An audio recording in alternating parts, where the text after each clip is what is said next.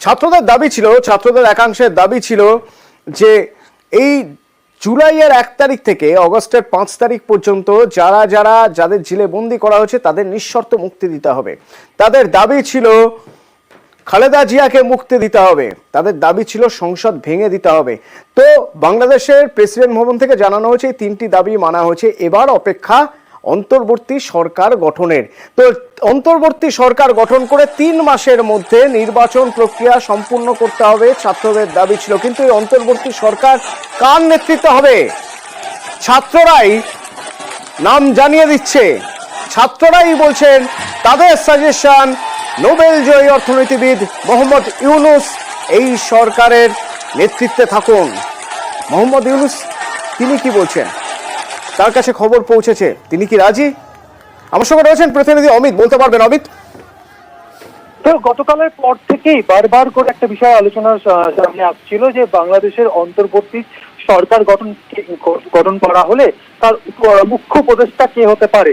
সেই জায়গা থেকে ছাত্র আন্দোলনের যিনি মুখ অর্থাৎ নাদিম এবং ছাত্র আন্দোলনকারী যারা ছিলেন তারা নিজেরা আলোচনা করেছেন। সেই জায়গা থেকে তারা যেটা চাইছেন যে মোহাম্মদ ইউনূস যিনি নোবেল জয়ী তাকে তারা প্রধান উপদেষ্টা হিসেবে চাইছেন অন্তর্বর্তী সরকারের। সেখানেও কিন্তু তারা তাদের নিজেদের যে ইন্টারনাল যে মিটিং সেখানেও তারা যেটা আলোচনা করেছেন যে এই মুহূর্তে বাংলাদেশের যে সমস্ত রাজনৈতিক দলগুলি রয়েছে, বিশেষ করে বিরোধী রাজনৈতিক দল আওয়ামী লীগ সরকারের পতন ইতিমধ্যে হয়ে গিয়েছে, রাষ্ট্রপতির তরফে ঘোষণা করে দেওয়া হয়েছে, সংসদ ভেঙে দেওয়া হয়েছে। সেক্ষেত্রে যে সমস্ত রাজনৈতিক দল সেখানে রয়েছে, সেক্ষেত্রে জামাত, বিএনপি, ওয়ার্কার্স পার্টি বা হেফাজতে ইসলাম, জেআই এর মতো যে বিকল্প ধারার মতো যে পার্টিগুলি রয়েছে তাদের হাতে কিন্তু অন্তর্বর্তী সরকার গঠনের কোনো দায়িত্ব দিতে নারাজ এই ছাত্র সংগঠনের সঙ্গে যে যুক্ত তারা, ছাত্র আন্দোলনের সঙ্গে যারা যুক্ত তারা। কারণ তারা মনে করছে যে এই মুহূর্তে বাংলাদেশের যা পরিস্থিতি সেই জায়গা থেকে তারা চাইছে যে অন্তর্বর্তী সরকারের প্রধান উপদেষ্টা এমন একটা মুখ হোক যাকে দিয়ে ভোটের আগে দেশের মধ্যে যে সমস্ত সমস্যাগুলো তৈরি হয়েছে সেই সমস্যাগুলো আগে মেটানো হোক, তারপরে যাতে ভোট হোক। অর্থাৎ সেই জায়গা থেকে ইউনূসের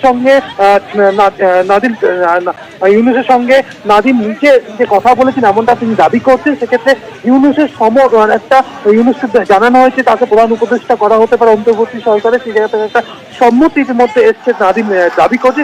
এবং আজকে বিকেলে সেনাপ্রধানের সঙ্গে বৈঠকে বসতে চলেছে ছাত্র আন্দোলনের নাদিম সহ অন্যান্য যারা নেতৃত্ব রয়েছে তারা, এবং সেখানে ইউনূসের নাম প্রস্তাব হবে এবং সেই নিয়ে কিন্তু দীর্ঘ একটা আলোচনা হবে। সেই জায়গা থেকে এখনো পর্যন্ত যা উঠে আসছে সেক্ষেত্রে ইউনূসকে কিন্তু পরবর্তী যে অন্তর্বর্তী সরকার যে হতে চলেছে তার প্রধান উপদেষ্টা হিসেবে কিন্তু ছাত্র আন্দোলনের যারা মুখ তারা কিন্তু দেখতে চাইছেন। ধন্যবাদ।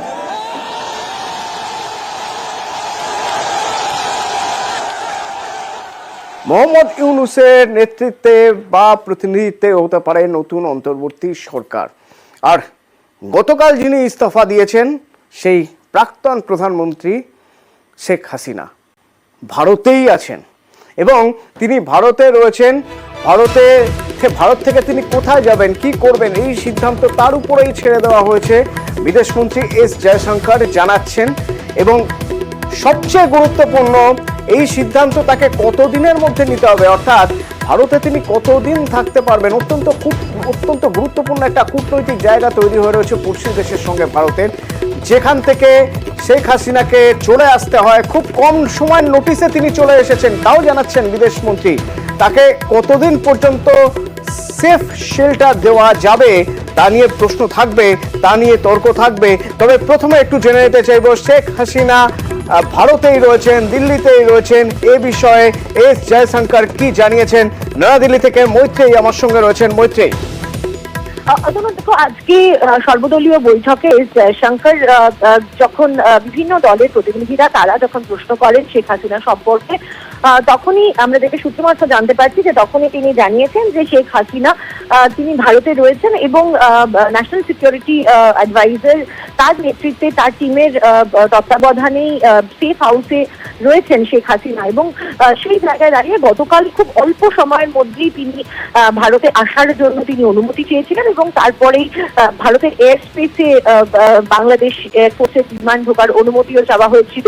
এমনটাই আজকে যখন রাজ্যসভায় বয়ান দেন, তখন বিবৃতি দেন, তখন এস জয়শঙ্কর জানিয়েছেন।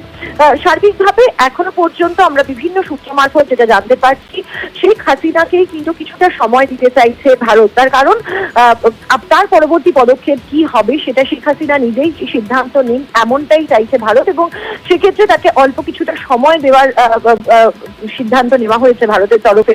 তবে সেই সময় কতটা দেওয়া হবে, কতদিন দেওয়া হবে, সে বিষয়ে কোনো নিশ্চয়তা নেই। আপাতত আমরা যেটা জানতে পারছি, অন্তত পক্ষে 1-2 দিন তাকে সময় দেওয়া হবে, এবং সেক্ষেত্রে দাঁড়িয়ে বিভিন্ন দেশের সঙ্গে তিনি কোনো দেশে যদি তিনি যেতে চান তার পদক্ষেপ কি হবে সেই পরিপ্রেক্ষিতে সেই সংশ্লিষ্ট দেশের সঙ্গে যোগাযোগ করা, এবং সেই দেশ তাকে গ্রহণ করবেন কিনা এবং তাদের কি ভূমিকা হবে, সেই সমস্ত দিক কিন্তু নির্ভর করবে তারপরে। অর্থাৎ শেখ হাসিনা তিনি কি পদক্ষেপ নিচ্ছেন সেটা তিনি জানাবেন, এবং ভারতের তরফ থেকে পরবর্তী বিচার বিবেচনা করা হবে। কিন্তু শেখ হাসিনাকেও ভেবেচিন্তে তার পদক্ষেপের সিদ্ধান্ত নিতে হবে। এর আগে আমরা শুনেছিলাম তিনি লন্ডনের দিকে যেতে পারেন, তার কারণ লন্ডনে তার ছেলে থাকেন, তার বেশ কিছু আত্মীয় স্বজনরাও থাকেন। যদিও লন্ডনের সম্ভাবনা কিছুটা হলেও কিছুটা প্রশ্নচিহ্ন রয়েছে লন্ডনে যাওয়ার সম্ভাবনা নিয়ে। সেক্ষেত্রে দাঁড়িয়ে ফিনল্যান্ডের একটা সম্ভাবনাও কিন্তু উকি দিচ্ছে যে ফিনল্যান্ডেও যেতে পারেন শেখ হাসিনা। তবে সেই সবটাই পরিষ্কার হবে, আর অল্প কিছু সময়ের মধ্যে আপাতত শেখ হাসিনাকে পুরনো বন্ধুত্বের খাতিরে বলা যেতে পারে, কূটনৈতিক ভাবেও যেহেতু দীর্ঘদিনের বন্ধুত্ব ভারত বাংলাদেশের মধ্যে ছিল, সেক্ষেত্রে দাঁড়িয়ে তার প্রাক্তন প্রধানমন্ত্রীকে কিছুটা সময় দিতে চাইছে ভারত। প্রায় 40 বছর আগে সেফ শেল্টার নিয়েছিলেন শেখ হাসিনা এই ভারতে, 1975 সেটা, আর আজ 2024-এ এসেও সেই একই রকম ছবি। কিন্তু কতদিন এ প্রশ্ন উঠবে। কিন্তু এস জয়শঙ্কর অবস্থান স্পষ্ট করেছেন ভারতের। ভারতীয়রা যারা রয়েছেন বাংলাদেশে তারা কেমন আছেন, তাদের সঙ্গে কতটা যোগাযোগ রাখা সম্ভব হচ্ছে, এই সব কিছু তিনি বিবৃতি দিয়ে জানিয়েছেন। বিদেশমন্ত্রী এস জয়শঙ্কর বাংলাদেশ প্রসঙ্গে কি বলছেন শুনুন। India-Bangladesh relations have been exceptionally close. Since the election in January 2024, there has been considerable tension, deep divides, and growing polarization in Bangladesh politics. This underlying foundation aggravated a student agitation that started in June this year. We repeatedly counseled restraint and urged that the situation be diffused through dialogue. Similar urgings were made to various political forces with whom we were in touch. Despite a Supreme Court judgment on 21 July, there was no let-up in the public agitation. On 4th August, events took a very serious turn. Attacks on the police, including police stations and government installations, intensified. What was particularly worrying was that minorities, their businesses and temples. On 5th August, demonstrators converged in Dhaka despite the curfew after a meeting with leaders of the security establishment. Prime Minister Sheikh Hasina apparently made the decision to resign. At very short notice, she requested approval to come for the moment to India. She arrived yesterday evening in Delhi. We are in close and continuous touch with the Indian community in Bangladesh through our diplomatic missions.